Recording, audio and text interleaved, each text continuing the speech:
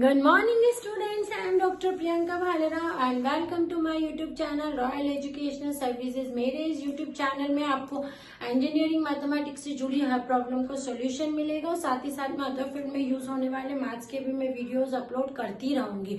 आज मैं लेके आई हूँ रिसर्च मैथडोलॉजी। मेरे इस YouTube चैनल में आपको रिसर्च मैथडोलॉजी जो कि ऑन डिमांड टॉपिक है उसका भी आपको वीडियोस पूरे मिलेंगे। इसमें मैं पूरा सिलेबस जो है वो कवर करने वाली हूँ। जैसे कि मैंने अपने प्रीवियस लेक्चर में आपको बताया था how to write a research paper, research paper कैसे लिखा जाता है, और फिर उसके बाद के जो लेक्चर है उसमें मैंने आपको रिसर्च मैथडोलॉजी की डेफिनेशन, उसके वेरिएबल के बारे में आपको बताया था। तो आज हम पढ़ेंगे टाइप्स ऑफ रिसर्च कि रिसर्च के कितने टाइप्स होते हैं। ठीक है, तो टाइप्स ऑफ रिसर्च में हम देखेंगे पहले descriptive research, then analytical research, applied research. जो भी मैं बोल रही हूँ वो मैं यहाँ मेंशन कर रही हूँ। पहले हम लिखेंगे डिस्क्रिप्टिव रिसर्च, दूसरा है मेरा एनालिटिकल रिसर्च,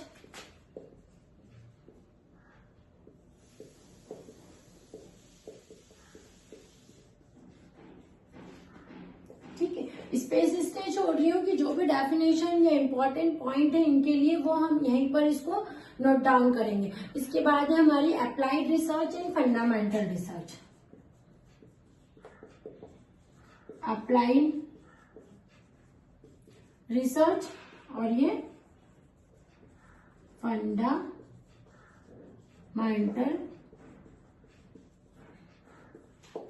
रिसर्च। ठीक है, फिर है quantitative research, qualitative research and aptitude research. Quantitative research,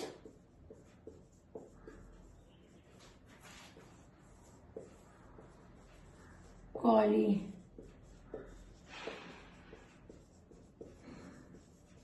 research और फिर है एप्टीट्यूड रिसर्च, और आपकी एट है ओपिनियन रिसर्च, और फिर आपकी 9th में आएगी कॉन्सेप्चुअल रिसर्च और 10th आएगी एम्पेरिकल रिसर्च। कॉन्सेप्चुअल रिसर्च और 10th है आपकी एम्पेरिकल।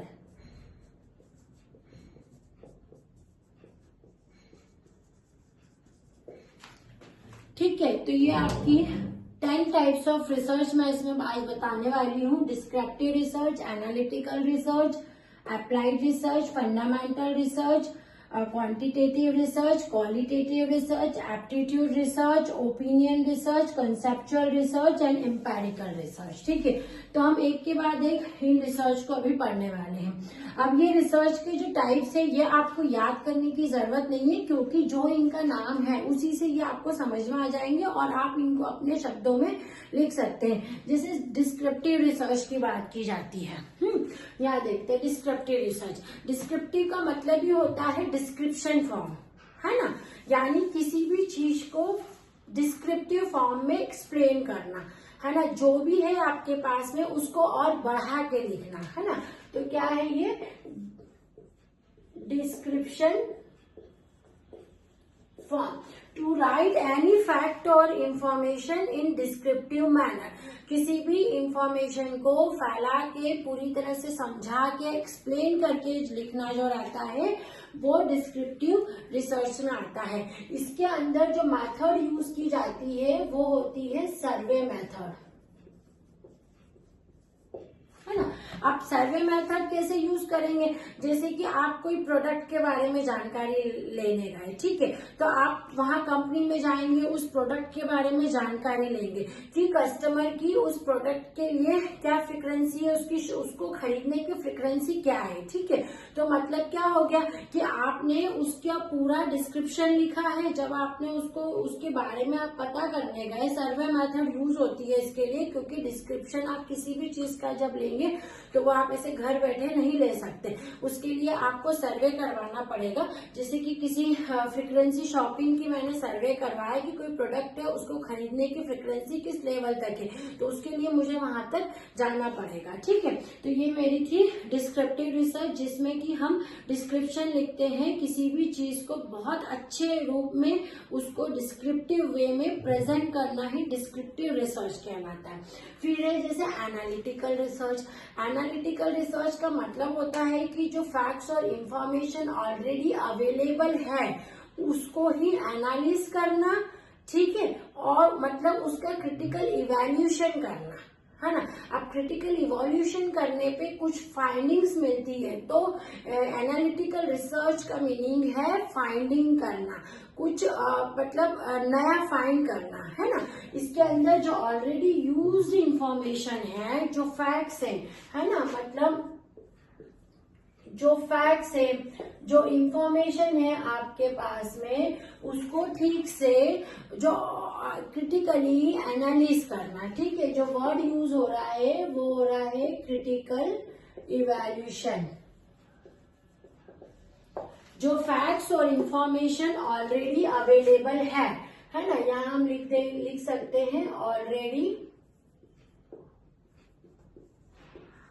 अवेलेबल। जो फैक्ट्स, जो इंफॉर्मेशन ऑलरेडी अवेलेबल है उसी को यूज करना, उसका क्रिटिकल इवोल्यूशन करना, उसको ठीक से इवैल्यूएट करके उसकी फाइंडिंग्स निकालना।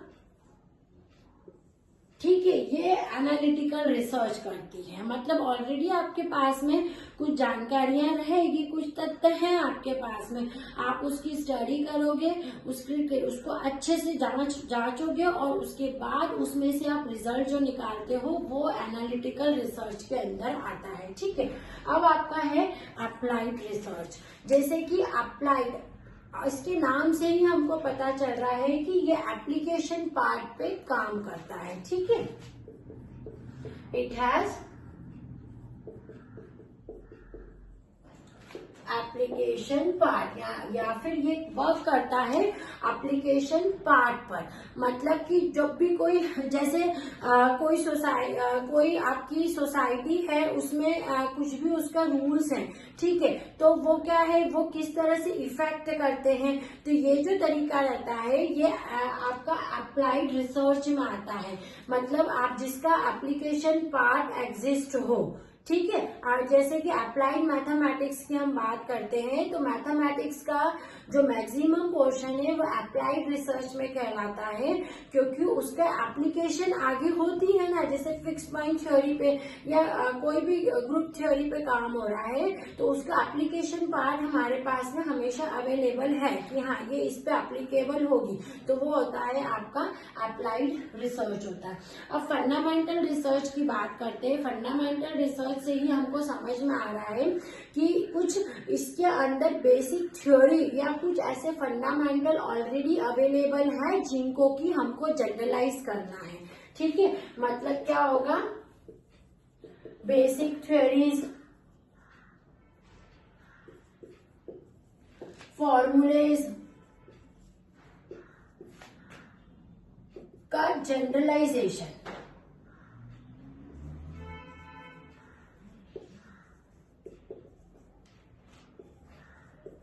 जो भी आपकी बेसिक थ्योरीज या बेसिक फॉर्मूले अवेलेबल हैं उनका जनरलाइजेशन करना, उनका जनरलाइज फॉर्म देना। जैसे कि प्योर मैथमेटिक्स की बात हो रही है या ह्यूमन प्योर मैथ्स की बात हो रही है या ह्यूमन बिहेवियर की बात हो रही है। ठीक है, तो यह सारा ह्यूमन बिहेवियर प्योर मैथमेटिक्स या फंडामेंटल रिसर्च के अंदर आता है। इसमें जो थ्योरीज है, जो फॉर्मूले हैं, हम उनको एक्सपांड करके उसका जनरलाइजेशन देके उसको प्रेजेंट कर सकते हैं। तो ये जो कंसेप्ट है वो फंडामेंटल रिसर्च होता है। तो जैसे डिस्क्रिप्टिव यानी डिस्क्रिप्टिव फॉर्म में करना, एनालिटिकल यानी जो फैक्ट आपके पास है और जो इंफॉर्मेशन ऑलरेडी अवेलेबल है उसका अच्छे से उसका इवैल्यूएशन करना, वो एनालिटिकल रिसर्च के अंदर आता है। अप्लाइड रिसर्च यानी जिसके पास एप्लीकेशन पार्ट रहता है वो अप्लाइड रिसर्च के अंदर आता है। फंडामेंटल रिसर्च यानी जो बेसिक थ्योरीज हैं, जो फंडामेंटल्स हैं, उनको जनरलाइज फॉर्म में प्रेजेंट करना फंडामेंटल रिसर्च है। तो कितनी इजी तरीके से ये 4 रिसर्च हमको अभी याद हो गई है ना। अब हम देखेंगे क्वांटिटेटिव रिसर्च। जैसे कि क्वांटिटेटिव और क्वालिटेटिव रिसर्च की बात करें तो आपको इन वर्ड से ही समझ में आ रहा है क्वांटिटेटिव। क्वांटिटेटिव यानी ये कुछ फिगर या नंबर्स पे बेस्ड होती है, ठीक है। यहाँ पर जो वेरिएबल होते हैं वो न्यूमरल फॉर्म में होते हैं, ठीक है, बेस्ड ऑन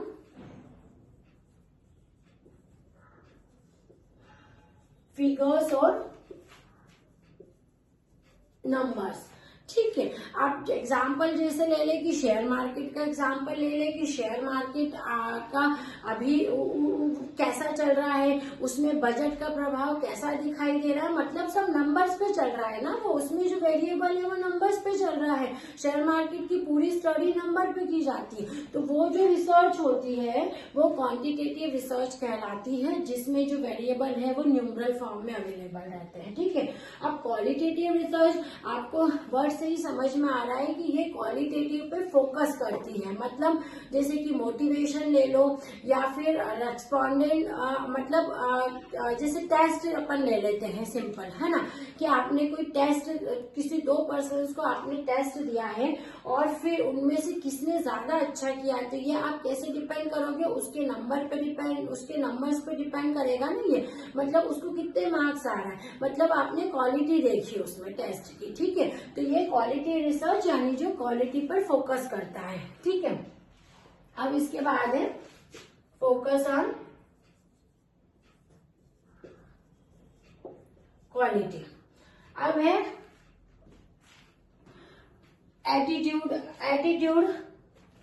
एटीट्यूड रिसर्च, है ना। एटीट्यूड रिसर्च यानी होता है, जैसे एटीट्यूड से ही आपको पता चल रहा है, एटीट्यूड और ओपिनियन इन दोनों शब्दों से ही हम पता लगा सकते हैं कि ये रिसर्च क्या बोलती है। एटीट्यूड यानी रेस्पोंडेंट जो है वो उसका क्या एटीट्यूड है आपकी रिसर्च के लिए। जब आप रेस्पोंडेंट के पास में कोई भी जानकारी लेने जाते हैं तो उस समय वो व्यक्ति का क्या एटीट्यूड है आपके लिए, ठीक है। तो उसकी स्टडी जो करना रहती है वो एटीट्यूड रिसर्च में आता है। ओपिनियन रिसर्च यानी वो रेस्पोंडेंट क्या फील करता है, उसकी क्या थिंकिंग है, ठीक है, तो वो ओपिनियन रिसर्च के अंदर आता है। अब हम बात करते हैं कंसेप्चुअल रिसर्च और एम्पिरिकल रिसर्च। कंसेप्चुअल रिसर्च का मतलब भी आपको समझ में आ रहा है, जो किसी कंसेप्ट से जुड़ी है, ठीक है। जैसे आपके पास में ऑलरेडी कोई भी कंसेप्ट रहता है, आप उसको फिर से रिस्ट्रक्चर या रिडिफाइन करते हैं। क्या करते हैं? रिस्ट्रक्चर और रिडिफाइन और रिस्ट्रक्चर। कोई भी कंसेप्ट आपको दिया हुआ है या ऑलरेडी मौजूद है वो कंसेप्ट, आपको क्या करना है, उसको रिडिफाइन करना है, रिस्ट्रक्चर करना है। तो वो जो मेथड होती है किसी भी ऑलरेडी एग्जिस्ट कंसेप्ट को रिडिफाइन और रिस्ट्रक्चर करने की जो रिसर्च होती है वो कंसेप्चुअल रिसर्च के अंदर आती है। देन है आपका एम्पिरिकल रिसर्च। एम्पिरिकल रिसर्च का मीनिंग होता है एक्सपेरिमेंटल रिसर्च। क्या होता है इसका मीनिंग? Experimental research. यानी ये रिसर्च किस पर डिपेंड करती है? ये एक्सपेरिमेंट्स पर डिपेंड करती है, एक्सपेरिमेंट्स के रिजल्ट्स पर डिपेंड करती है, ये अजम्पशन पे डिपेंड नहीं करती है। एम्पिरिकल रिसर्च को जो है वो एक्सपेरिमेंट चाहिए होते हैं इस रिसर्च के लिए। तो ये पूरे 10 टाइप्स ऑफ रिसर्च हैं जो आप किसी भी रिसर्च मेथोडोलॉजी के पेपर में देखेंगे तो आपको ये मिलेंगे। डिस्क्रिप्टिव रिसर्च यानी जो डिस्क्रिप्टिव फॉर्म में रहती है, जिसमें किसी भी फैक्ट्स या इंफॉर्मेशन को बहुत फैला के डिस्क्रिप्शन फॉर्म में प्रेजेंट किया जाता है। एनालिटिकल रिसर्च यानी जो फैक्ट्स हैं आपके पास में है, जो इंफॉर्मेशन है उसका बहुत डीपली क्रिटिकल वे में इवोल्यूशन करना ही एनालिटिकल रिसर्च कहलाता है। अप्लाइड रिसर्च जो है वो एप्लीकेशन पार्ट से कनेक्टेड होता है कि जो भी आपने जो भी टॉपिक उठाया है उसका एप्लीकेशन पार्ट क्या है, मतलब उसके आगे भी एप्लीकेशन क्या हो सकती है, वो अप्लाइड रिसर्च में आता है। फंडामेंटल रिसर्च में जो बेसिक थ्योरीज बेसिक फॉर्मूले या बेसिक डेरिवेशन अवेलेबल है उनको और जनरलाइज फॉर्म में प्रेजेंट करना, जैसे कि ह्यूमन बिहेवियर को आप किसी का नेचर क्यों चिड़चिड़ा है, कोई बहुत ज्यादा खुश रहता है, उसको बहुत अच्छे डिस्क्रिप्टिव रूप में उसका जनरलाइजेशन देना विद रीजन, वो आपकी फंडामेंटल रिसर्च में आता है। क्वांटिटेटिव रिसर्च जो रहती है उसमें फिगर्स और न्यूमरल्स के फॉर्म में वेरिएबल अवेलेबल रहते हैं, जैसे कि शेयर मार्केट का हमने एग्जांपल लिया था। शेयर मार्केट में बजट का जो असर है यदि आप उसकी स्टडी कर रहे हैं तो वो भी न्यूमरल फॉर्म में रहती है। क्वालिटेटिव रिसर्च जो रहती है वो क्वालिटी पर फोकस करती है कि जैसे 2 स्टूडेंट का आपने एग्जाम लिया है तो किसका रिजल्ट अच्छा है, ये आप उसकी कॉपी या उसका आंसर लिखने की जो क्वालिटी है उस पर आपका डिपेंड करता है क्वालिटेटिव रिसर्च। अब एटीट्यूड रिसर्च और ओपिनियन रिसर्च के रेस्पोंडेंट का एटीट्यूड क्या है आपकी रिसर्च, या आप जब उससे क्वेश्चनरीज पूछ रहे हैं या ले रहे हैं उससे कोई जानकारी, तो वो उस समय क्या एटीट्यूड रखता है और क्या वो आपके लिए फीलिंग रखता है, ये जो है एटीट्यूड और ओपिनियन रिसर्च के अंदर आता है। देन कंसेप्चुअल रिसर्च और एम्पेरिकल रिसर्च के बारे में बात करते हैं। कंसेप्चुअल रिसर्च यानी जो कंसेप्ट से डील करती है, मतलब ऑलरेडी कोई अवेलेबल कंसेप्ट है उसको रीडिफाइन करना, रिस्ट्रक्चर करना, मीन्स उसको वापस से नए रूप में प्रेजेंट करना जो है वो कंसेप्चुअल रिसर्च। मतलब कोई कंसेप्ट तो था लेकिन आपने उसके अंदर कुछ नया स्ट्रक्चर उसको दे दिया तो वो कंसेप्चुअल रिसर्च में आता है। एम्पेरिकल रिसर्च जो रहती है वो बेस्ड करती है एक्सपेरिमेंट फैक्ट्स, एक्सपेरिमेंट रिजल्ट पर वो बेस्ड रहती है। ठीक है, तो ये आपकी 10 टाइप ऑफ रिसर्च है। आप इसको याद करने की कोई जरूरत नहीं है, इसको आप नाम से ही बिल्कुल अपनी लैंग्वेज में लिख सकते हैं। ठीक है, थैंक यू।